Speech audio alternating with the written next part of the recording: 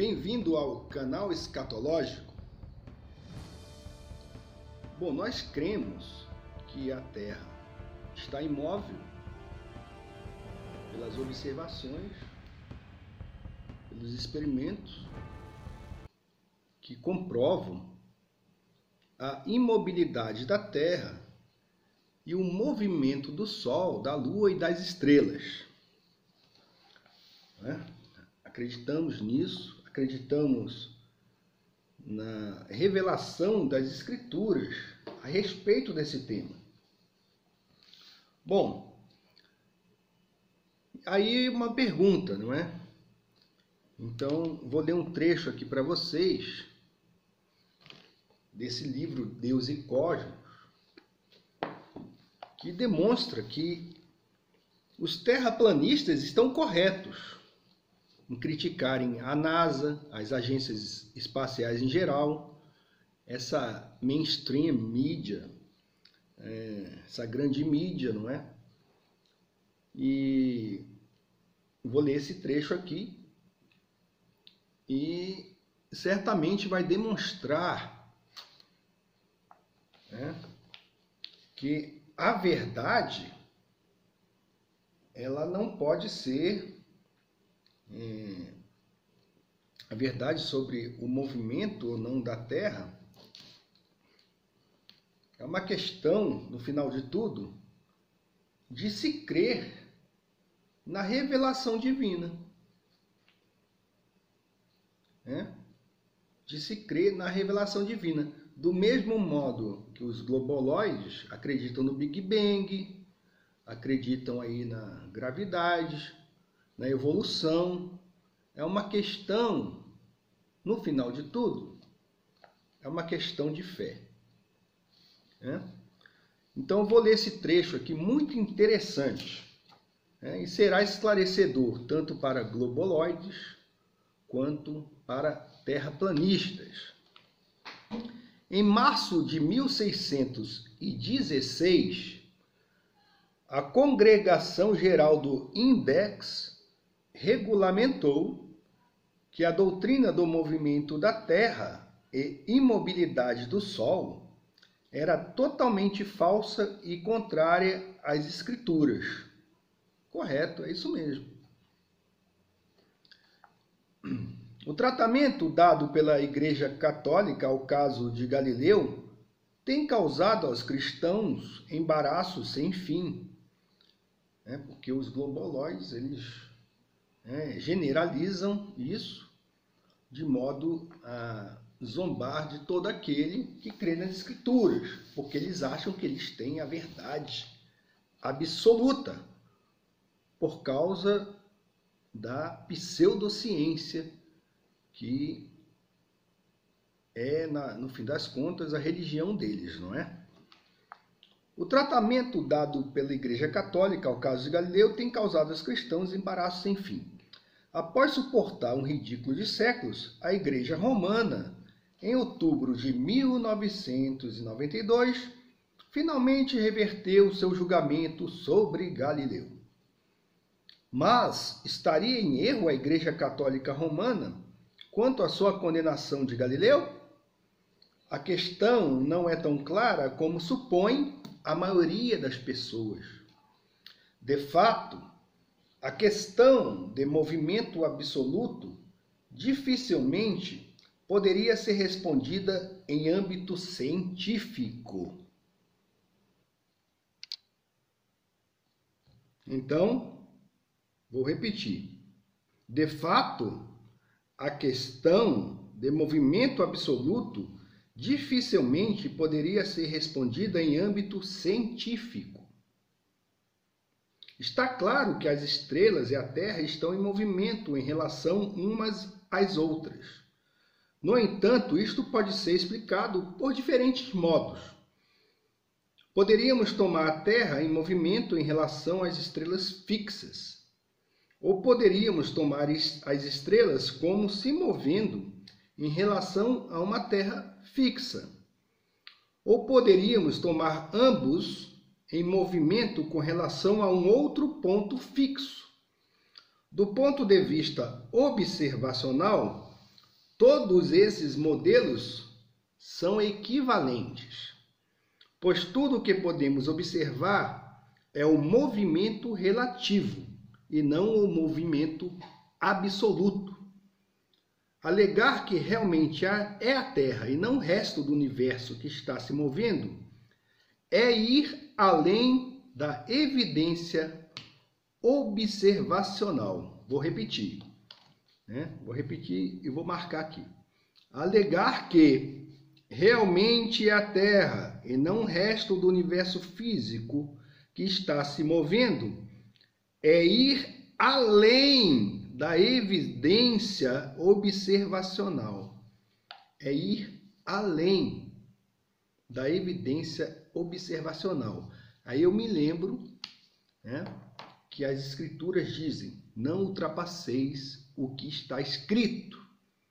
Então, o que está escrito é justamente isso, né? Vivemos em uma terra imóvel. Você pode procurar aí, tem muitos versículos sobre esse tema. Bom, aí ele fala que isso é ir além da evidência observacional. Ainda mais, refletindo profundamente, que significado teria dizer que as estrelas distantes estão em repouso? Em repouso com relação a quê? Isso implica ou exige que haja algum outro recurso do universo com relação ao qual o movimento das estrelas pode ser medido. E isso, por sua vez, levanta a questão seguinte sobre se este novo recurso está em repouso e com relação a quê, e assim por diante. Para ver se a Terra está realmente se movendo, é necessário sair fora do universo físico e se localizar num ponto fixo em repouso. Isto somente Deus pode fazer. Portanto, em última análise, somente Deus pode responder adequadamente à questão de movimento absoluto. Para mim, ele respondeu: está revelado nas Escrituras. Em resumo, a questão de determinar qual estaria em movimento, a Terra ou o Sol, não é uma questão que possa ser respondida através de investigação científica.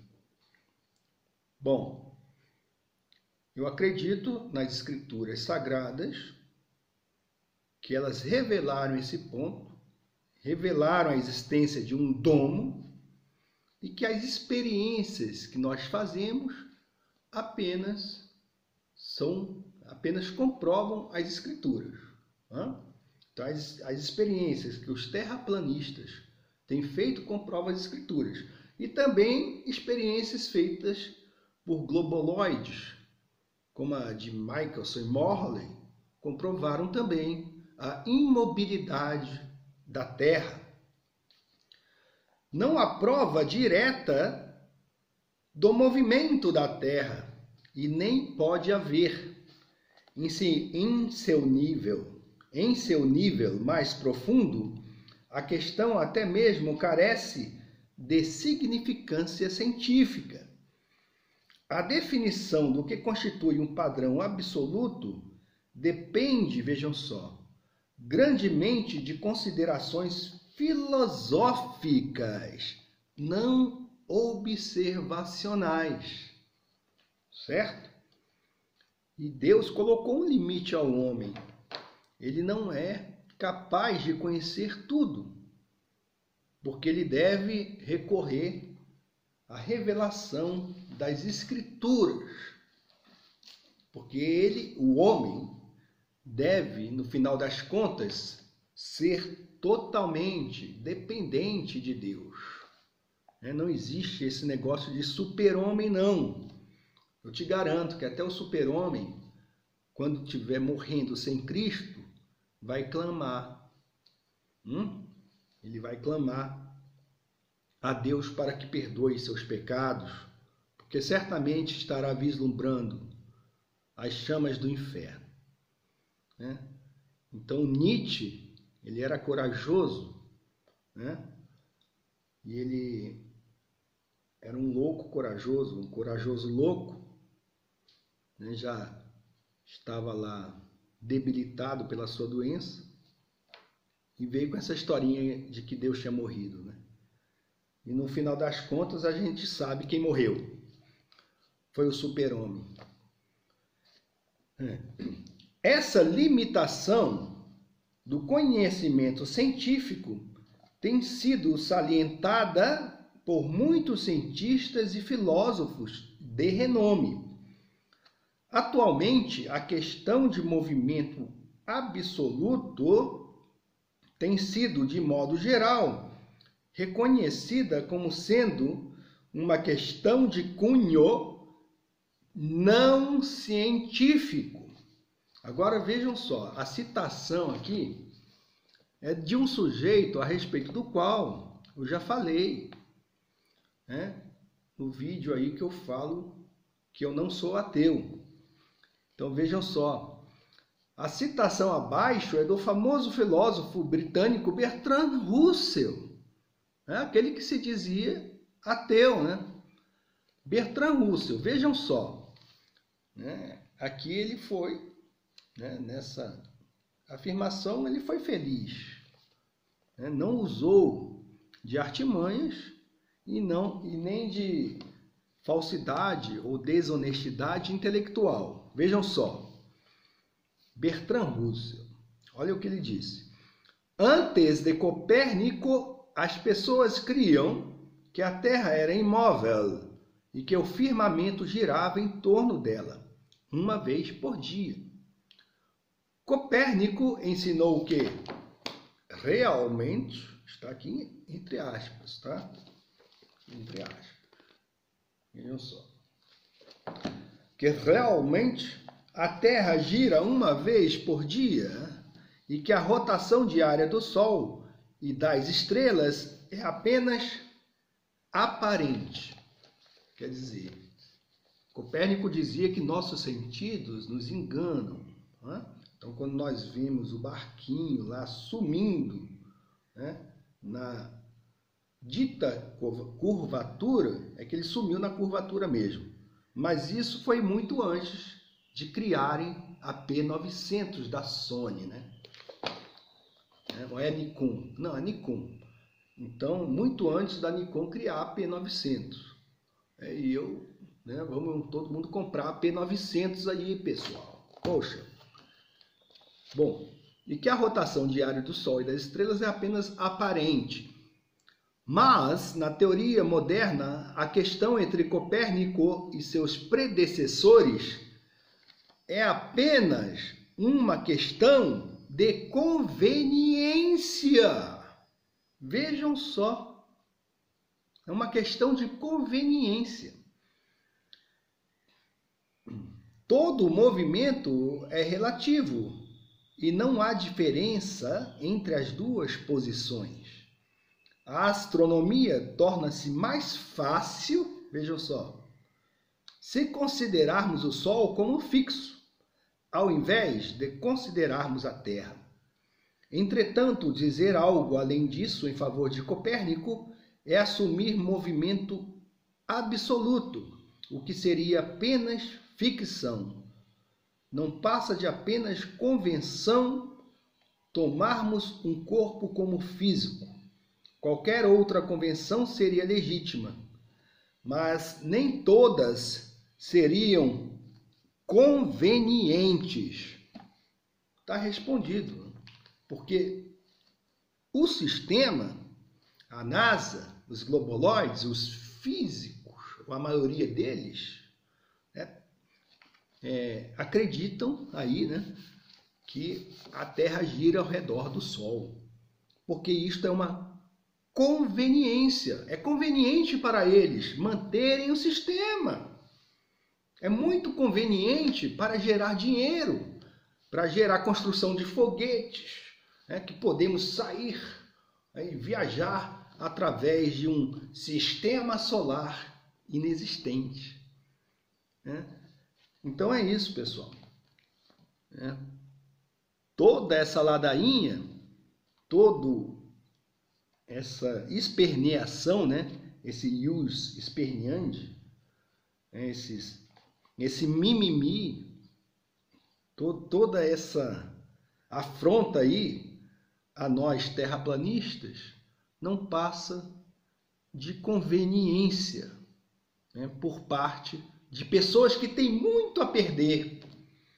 Se o modelo adotado for aquele revelado pelas Escrituras, pelos nossos sentidos, né, e também revelado pelos experimentos, né, e pela P900. É isso aí, pessoal. Continuemos na batalha, porque não estamos, né, defendendo esse modelo da Terra plana por conveniência, mas pela verdade.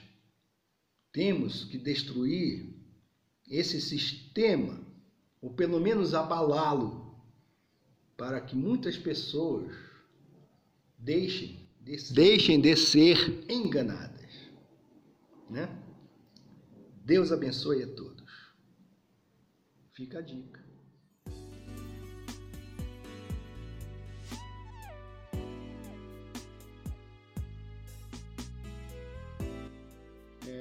Quero acrescentar que no final das contas, o Galileu não passava de um rapazinho birrento, que ele, na verdade, ele era um sujeito inconveniente, porque ele era um chato, porque ele apresentou uma certa dose de evidência que consistia primariamente de observações feitas com o recém-inventado telescópio, que não era um AP900, né?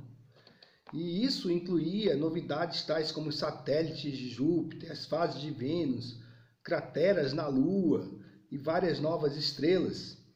Entretanto, embora tudo isso fosse consistente com o modelo de Copérnico, nenhuma dessas observações supria prova evidente do caso.